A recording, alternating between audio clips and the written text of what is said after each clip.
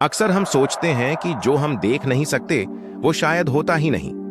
लेकिन अगर कोई हमें देख रहा हो, महसूस कर रहा हो, हमारी हर हरकत पर नजर रख रहा हो और हम उसे जान भी ना पाएं, ऐसी ही एक रहस्यमयी, डरावनी और चौंका देने वाली कहानी है मौजूद होते हुए का भयानक एहसास की। शहर से करीब 80 किलोमीटर दूर एक छोटा सा गांव था, पलाशपुर। चारों ओर घने जंगल और बीच में बसा था एक पुराना हवेली नुमा घर जिसे लोग कोठी न सत्रह कहते थे।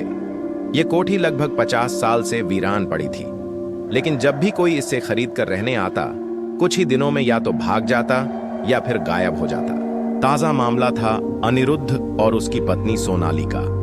दोनों शहर से गांव में शांति की तलाश में आए थे और इस कोठी को खरीद कर रहने लगे। शुरू में सब ठीक था, लेकिन चौथे दिन से अजीब घटनाएं होने लगी। रात के सन्नाटे में किसी के सरसराने की आवाजें, दरवाजों पर खुद ब खुद खरोंच के निशान, अंधेरे में लाल चमकती आंखें और सबसे डरावनी बात, सोनाली को लगने लगा कि कोई उसे छूता है जबकि पास कोई नहीं होता।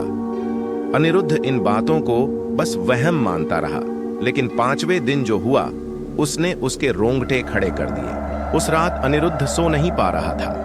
आधी रात के करीब उसने महसूस किया कि बिस्तर पर सोनाली की सांसें बहुत तेज हो गई थीं, जैसे कोई उसके गले को दबा रहा हो। सोनाली, अनिरुद्ध ने झकझोरा, लेकिन सोनाली की आंखें फटी की फटी रह गईं। उसकी आंखों में डर था। उसने कांपते हुए कहा, कोई यहां है, कोई हमारे बहुत करीब है। अचानक कमरे की बत्तियां झपकने लगीं।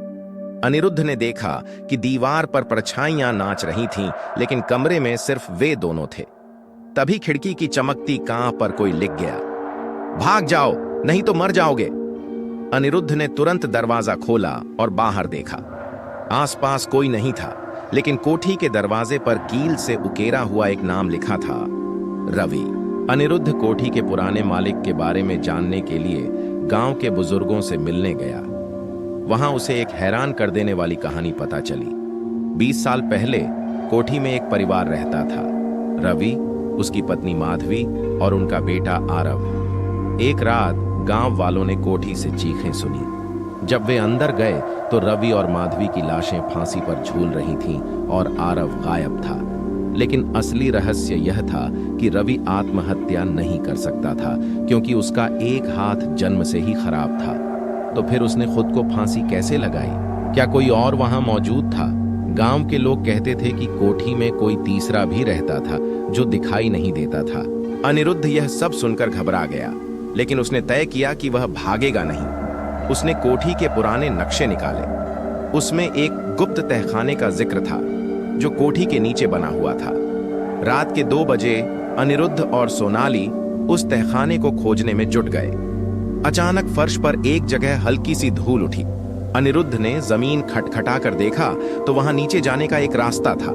जैसे ही उन्होंने तहखाने का दरवाजा खोला, सड़ा गला बदबूदार धुआं चारों ओर फैल गया।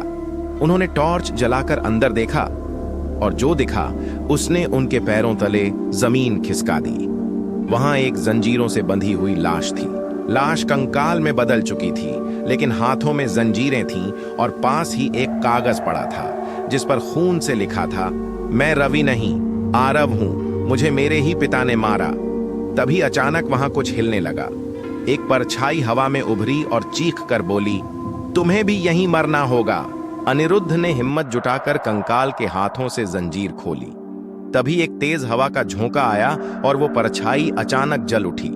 एक तेज चीख के साथ वह अंधेरे में विलीन हो गई। तभी सोनाली की आंखों से आंसू निकल आए। उसने अनिरुद्ध से कहा, अब सब ठीक हो गया अनिरुद्ध। अनिरुद्ध ने हैरानी से देखा। सोनाली अचानक मुस्कुराने लगी थी, लेकिन उसकी आवाज बदल चुकी थी। धन्यवाद, तुमने मुझे मुक्त कर दिया। अब मैं चैन से जा सकता हूं। और देखते ही देखते सोनाली कुछ पल के लिए हवा में उठ गई और फिर धड़ाम से जमीन पर गिर गई। अनिरुद्ध घबरा गया, लेकिन कुछ देर बाद सोनाली होश में आ गई। अनिरुद्ध, ये क्या हुआ? अनिरुद्ध समझ गया कि कुछ समय के लिए रवि या आरव की आत्मा ने सोनाली के शरीर का इस्तेमाल किया था। इसके बाद उन्होंने तहखाने की हड्डियों को विधिवत अंतिम संस्कार दिया। उसके बाद कोठी नंबर 17 में कोई अजीब घटना नहीं घटी। क्या आत्माएं सच में होती हैं? क्या अनदेखी शक्तियां हमें देख रही होती हैं? जो मौजूद होते हुए भी दिखाई न दें, वे सबसे ज्यादा डरावने होते हैं। मौजूद होते हुए का एहसास हमेशा सबसे भयानक होता है।